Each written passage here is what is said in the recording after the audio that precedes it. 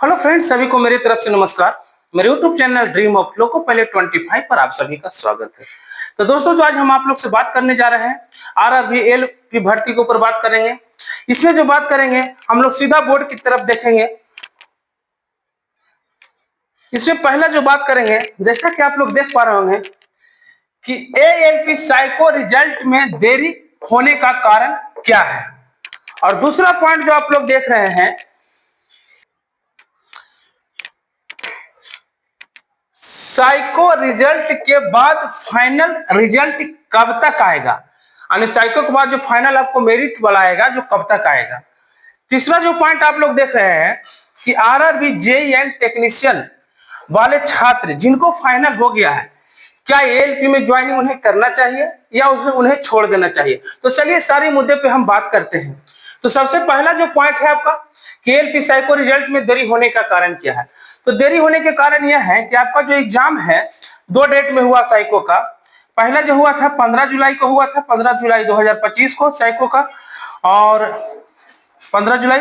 दूसरा जो हुआ था 31 अगस्त 2025 को, यानी दूसरा जो री एग्जाम हुआ था साइको का, क्योंकि कुछ कारण बस है जो री एग्जाम लेना पड़ा उन्हें कुछ टेक्निकल प्रॉब्लम के कारण, जो भी हो। तो इसमें कहने का मतलब ये हो रहा है कि इसका जो साइको का जो रिजल्ट है किस तरह बनाया जाना चाहिए। इस पे बात चल रहा है कि ओवरऑल मिलाकर बनाया जाना चाहिए या शिफ्ट वाइज।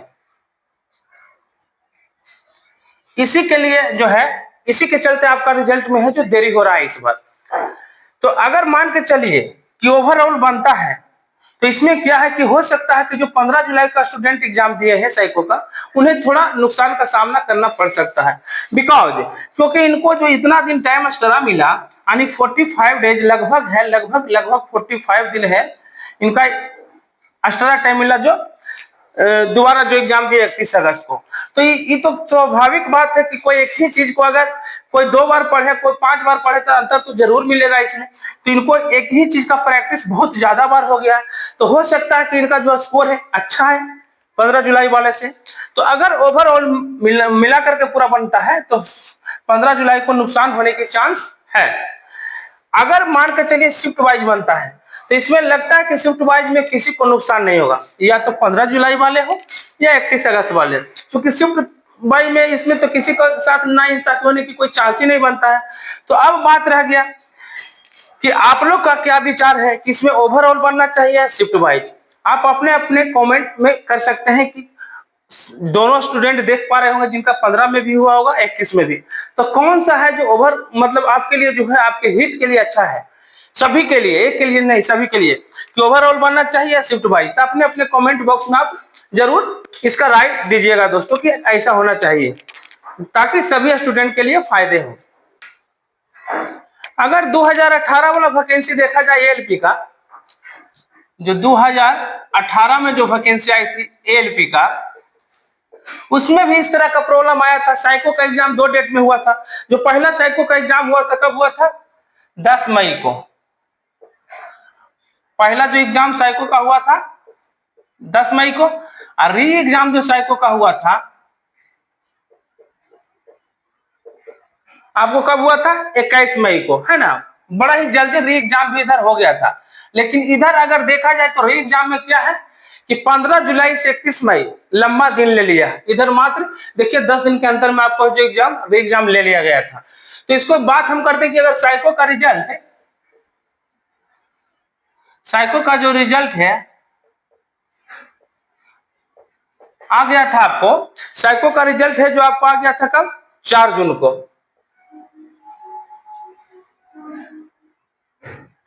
4 जून का आ गया था साइको का रिजल्ट।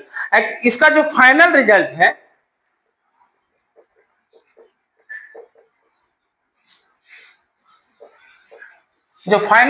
है, मात्र 2 दिन के अंदर में आपको दे दिया था, यानी 6 जून का इसका जो है जो फाइनल रिजल्ट भी दे दिया गया था जो दोस्तों।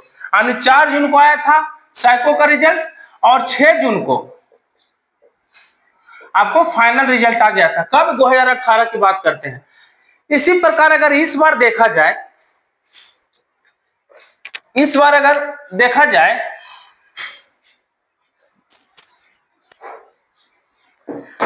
तो आपका एग्जाम हुआ है कब?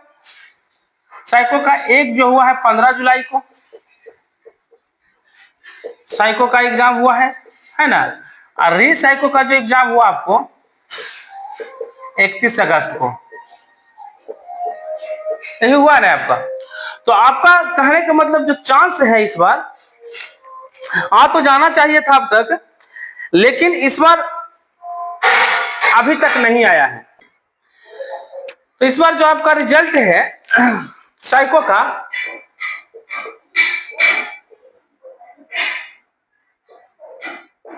आपको 20 सितंबर तक आ जाना चाहिए दोस्तों। ये हार्डली से हार्डली आज 16 सितंबर को हम बना रहे हैं वीडियो, आपको 20 सितंबर तक आ जाना चाहिए। हो सकता है पहले भी आ जाए, लेकिन आना चाहिए पिछले अकॉर्डिंग 2018 के अकॉर्डिंग देखा जाए तो। और जहां तक सवाल है कि इसका जो फाइनल रिजल्ट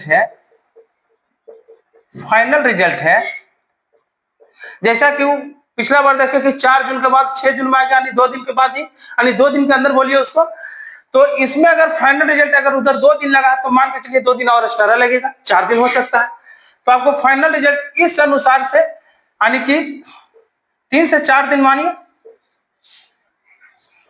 यानी कि साइको के रिजल्ट के 3 से 4 दिन बाद आपको फाइनल रिजल्ट देखने को मिल जाएगा दोस्तों।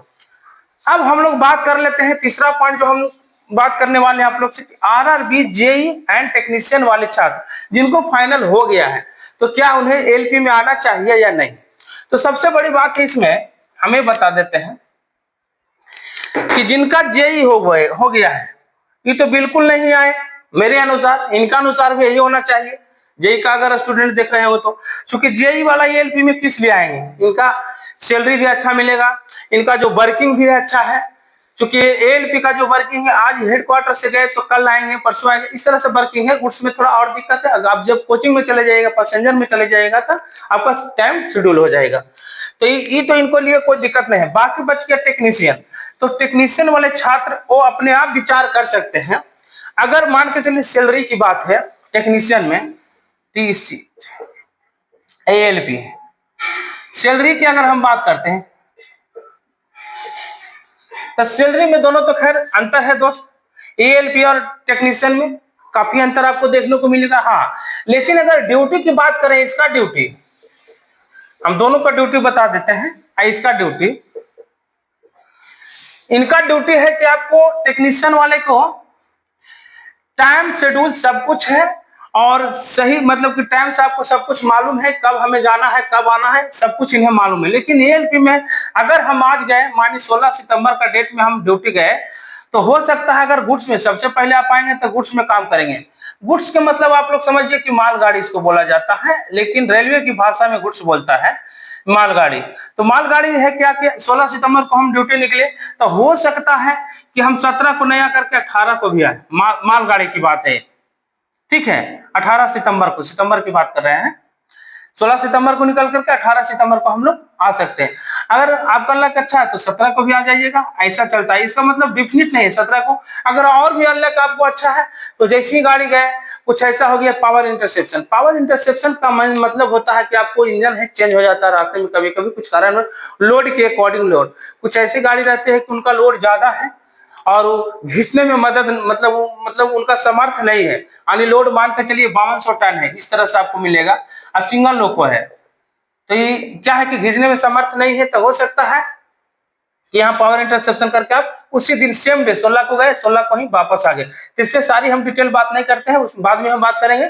जो अभी चीजें वो हम देख लेते हैं। तो टेक्नीशियन वाले छात्र इनके ऊपर हम छोड़ देते हैं, लेकिन जेई वाले छात्र से मेरा अनुरोध है कि आप डीबी को स्किप कर दीजिए, जो बच्चे हैं उनको भी मौका दे दीजिए, आप डीबी में नहीं कीजिए, क्योंकि आप जाइएगा तो सीट उसमें है जो फुल कर दीजिएगा, तो क्या है कि जो पीछे वाले लड़का उनका चांस नहीं मिल पाएगा। अगर ये डीबी मान के चलिए जितना भी इनका जनसंख्या में होगा, जितना भी होगा, अगर वो डीबी नहीं देते हैं तो क्या है कि उसमें जो नए लड़के हैं उन्हें चांस मिल जाएगा दोस्तों। अच्छा, और बात कर लेते हैं टेक्नीशियन वाले। तो आप अपने विचार से समझ लीजिए, आपका जो ड्यूटी है, सैलरी है, दोनों में अंतर है, तो आप अपने विचार कर लीजिएगा, क्योंकि हम आपको क्या बता सकते हैं, आपको जो ड्यूटी है और सैलरी उसके बारे में हम तो बता दिए, बाकी अपना अपना राय आप लोग बता सकते हैं दोस्तों। तो ठीक है दोस्तों, हम लोग नेक्स्ट वीडियो मिलेंगे, जब तक के लिए थैंक यू, धन्यवाद, जय हिंद।